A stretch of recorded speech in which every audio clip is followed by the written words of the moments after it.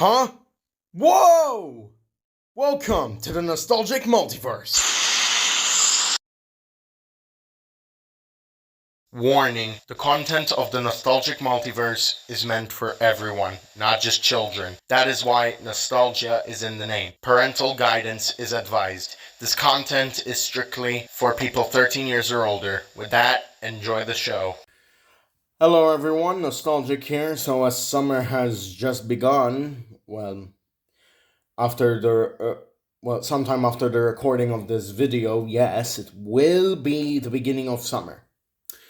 But I'm here today to bring you a new episode of Mini Views because, trust me, the amount of items that I have brought in today, I'm ecstatically happy to show off. Well, not really show off, but you get what I mean. Anyway, with that out of the way, let's begin. First up, we have Kai and Raz's car and bike chase from the new series of Ninjago Dragons Rising. As of this current point in time in the show, we don't know if these types of vehicles are going to appear in Ninjago Dragons Rising. This is a 4+ set though, and it was €25. The wheels are quite simple, even the dragon head mold. But as for the minifigures, all new to talk about. Kai's black belt, pretty cool. As well as that, when you take off his hood, the hood is not one piece. It takes us back to the Ninjago movie of having separate pieces for the head and the mask. As for the head, Kai has a new visor along with a scowl. And then when you turn it around, Kai has a smiling, cocky and arrogant expression. I would prefer to keep it like this because in the show, the visors haven't really made an appearance yet.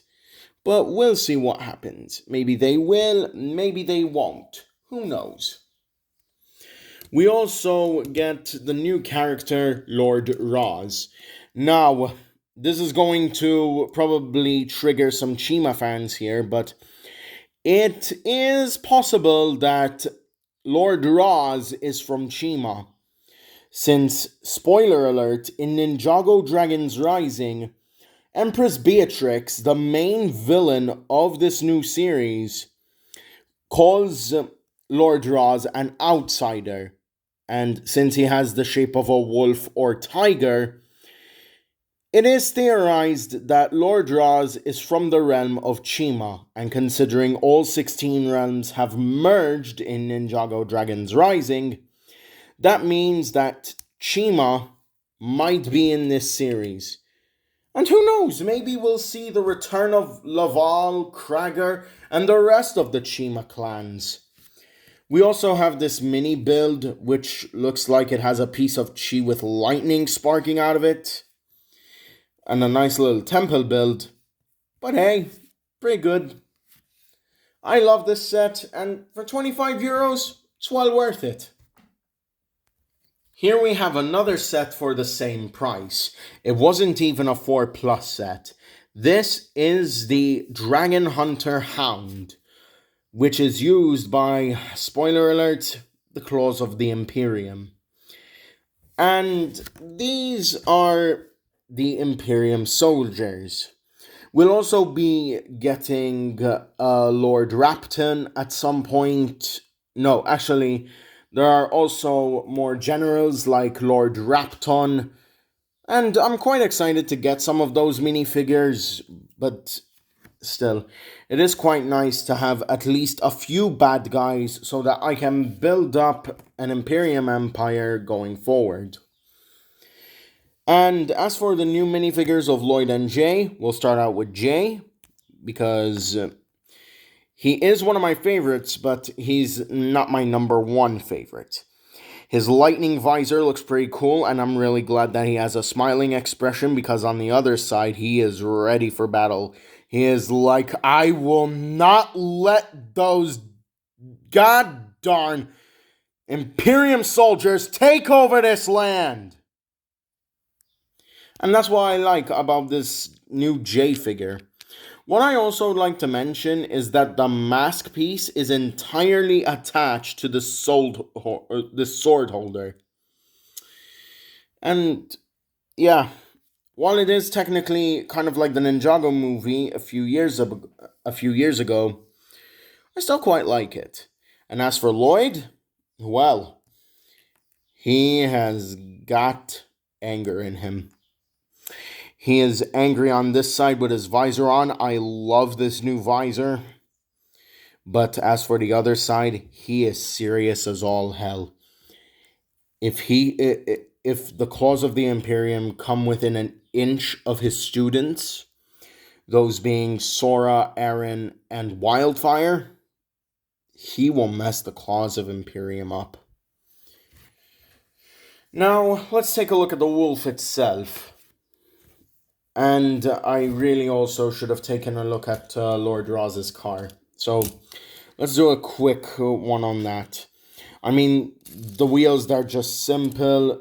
The build is simple as well because it was from a 4+ set. Anyway, the Imperium Hunter Hound. So, this build was quite complex to make. Because first you had to do the body, then you had to do this part of the torso along with the tail, then the head, then the legs. And after that, you have to put this Imperium flag on it so that you know that it is the property of Imperium. But this was actually from a gadget that one of the main heroes of this series made. And it's quite unfortunate that something that she wanted used for good was something that was used for bad. It was a holographic projection, but unfortunately it does a lot of damage. Quite a good build though, quite a good set. And you get 3 minifigures in it with this for 25 euros. Still good. Still good. Other than that, I got this Shadow the Hedgehog keychain for 7 euros in a blind bag.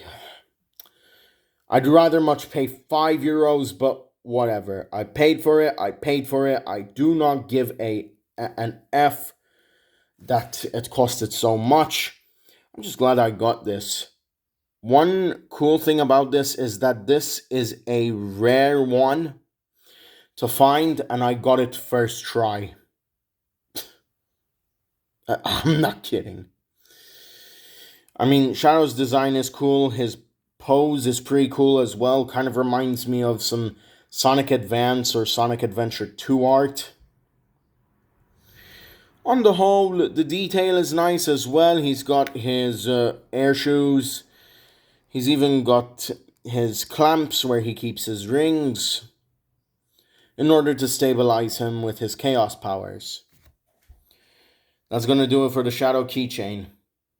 Now, because of the fact that I'm soon going to be going to see Spider-Man Across the Spider-Verse, my friend told me to watch this series right here, The Spectacular Spider-Man.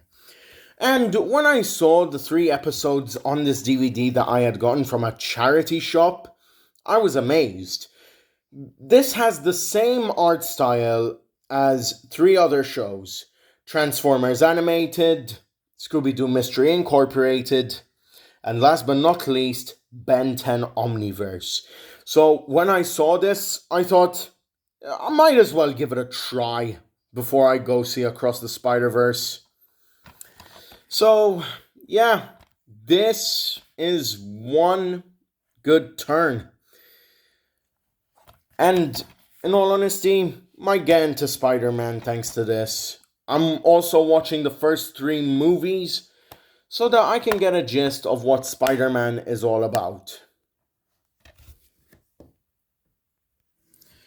I know that you're going to probably tell me, why did you buy these? These are for girls.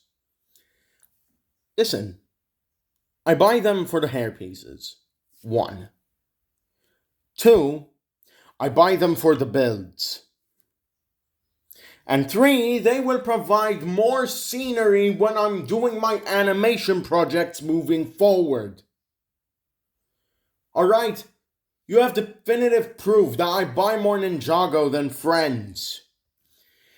This post office is quite nice, admittedly, especially with this mailbox and even the party hats. The mail van also looks really nice. And as for the Stephanie mini doll, quite a nice design, especially with these yellow sneakers. On the whole, not a bad set. Now here we have the Heart Lake City Pizzeria. It's a very good design, and because I originate from Malta, which is near the Italian island, I absolutely love this set. I mean, they would capture some pizza-themed restaurants, correct? Absolutely phenomenal set. And I like the designs for, I think this character's name Olivia. Quite like the design. But as for this boy mini doll, pretty good. But I honestly wish that he didn't come with these red pants. If they were black pants, that would be much better. And as for the pizza truck, not a bad design. And if you open up the back, you have pizza. Oh, wait. Here we go. You have pizza. And that is going to do it for, well, these Lego Friends sets. Okay, so, gonna be honest here, not really a fan of Thomas and Friends Wooden Railway. Not the YouTuber. The YouTuber is fantastic, but as for the brand itself, don't really find the appeal of it. But at least I can say this with absolute certainty. I do have a few models. I have Percy. I already have a Percy, so this one I might as well just remove its paint and turn it into Sonic the Steam Engine, Wooden Railway Edition. And as for Spencer, I already have him as well. I might as well either keep this one as is, or else get the other one and turn it into Mallard. And I already have a Duke tender, and I don't even have Duke himself. Same with Spencer, I don't have his tender. But this came as an absolute surprise to me when one of the sellers that I know well got me all of these. And I was so ecstatically happy when I found all of these. So, let's see what we've got. Here we have a car full of chickens. And apparently this is supposed to make sounds, but I think the batteries have died out, so there's no way that this Sodor poultry car is going to do anything. Still a good item though. I've also got Wooden Railway Iron Bert, finally getting another Class 08 after I got Dodge. At least it's a perfect opportunity to build a tiny wooden railway collection. I also have this Sodor musical caboose. Unfortunately, the batteries have died out in this thing as well, so it's not working. Here we have Clarabelle. I already have Annie and Thomas, so having this makes me say, finally, I've got the twin coaches. Here we have a rock and roll troublesome truck. You move him about and he goes from side to side. That's what I like about some of these troublesome trucks. Oh, but this one is probably one that most people want in diecast, but this guy doesn't even have a diecast model. All he has is Wooden Railway and Tomy. So, let's talk about Scruffy. This model is really good, like the gravel load he's got in here. And the fact that literally SC Ruffy is not his name. Scruffy is not his name. The name is just SC Ruffy and Company. Ballast contractors from Tidmouth Sodor. So, it's clearly evident that Scruffy isn't even his name. But since it says it right there, many people have stated that it is. These Sodor ice delivery trucks really need a wash, especially this one. So basically, what this one does is that it's supposed to put its crane arm down, pick up the ice, and then probably unload it somewhere else. I'll probably use this as a breakdown crane, being honest, because I just don't see the appeal of this thing unloading ice. That makes no sense. It can still go down and up. Another thing I like about it is its rotation. 360 degrees. Pretty good. Let's see about this boxcar. What's in here? Come on. Okay, a bunch of supplies. This will do good for any goods train. Now here's some more that we have. We have Daisy the diesel rail car. I wonder from what year this is from. Because to my knowledge, all of these are from 2003. Yep. It's clearly evident. All these are from 2003. But Daisy looks nice. Her face kind of reminds me of the fact that it's just Boko's face with makeup on it. So, whatever. Anyway. Oliver. The Great Western Engine. Sadly, I don't have a Wooden Railway Duck. But having a Wooden Railway Oliver with the black wheels, when most of his merchandise depicts him with green wheels, that's one thing I never thought I'd see. Not to mention his paintwork is a bit dry, and this guy is also licensed to 2003. Jesus. It's either me or at some point or another. No, literally they did give him detailing in 2013 or something. But come on. Couldn't they have put in more effort back then? No, I'm not gonna even judge. Here is Isabella's trailer. I don't even have an Isabella. But hey, at least it's something. At least it's a bit of road merchandising from Thomas Wooden Railway. Over here we just have a flat car which says Egg Car. Like, what is this? A car for Dr. Eggman? Okay, that was a terrible joke. I'm sorry. Anyway, this car is supposed to be hauling eggs, I suspect. Well, whatever. And last but not least, we have Old Slow Coach. Old Slow Coach is a character who only ever got released in this line of merchandising, as well as Tomy, and last but not least, in Ertl. Never did they ever make a take-along model of her. And I'm surprised that they didn't do that or even do it for the express coaches. All they did was make a wooden railway model for her and the express coaches. They really should go back and make express coaches for the diecast lines other than just Ertl. They did it for Tomica.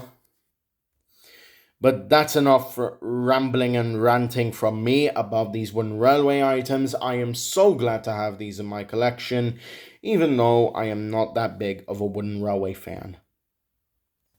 But thankfully, I am a diecast fan. Unfortunately, Salty is a bit gunked up with Play-Doh. I mean, this was from a previous owner. Ugh. I mean, it's still a good diecast model. All I have to do is remove the bloody Play-Doh out of the wheels. It's gonna be a pain to do so, but hey, at least I got another one of these flat cars. But the highlight for me, out of all of those Thomas items, was this red troublesome truck from the collectible railway line. This truck in the United States was only ever released as a take and play. But in the European countries, along with Malta, Malta included, they would sell collectible railway. So I'm glad that we finally did it. We got a. No, I'm actually glad that I finally got this troublesome truck after so many years of trying to find an adventures or collectible railway troublesome truck. I might try and get the blue ones at some point or another, even the red ones, which were made in take and play with the grumpy faces. But for now, I'm happy. I'm really happy. And I'm also happy with some of the other models that I got, which are the wooden railway character models. As for the other pieces of rolling stock, I'll find use for them. Oh wait, forgot about old Slow Coach. So, yeah, in all honesty, I will use the wooden railway Annie and Clarabelle whenever I need, even these two. And old Slow Coach, I'll do something with her. Just so as long as I can find something to do with some wooden railway models, I'm happy. Even this. With that, mini views 18 or 19 or whatever episode this ends up being is done. Now go home. And remember, nostalgia never dies.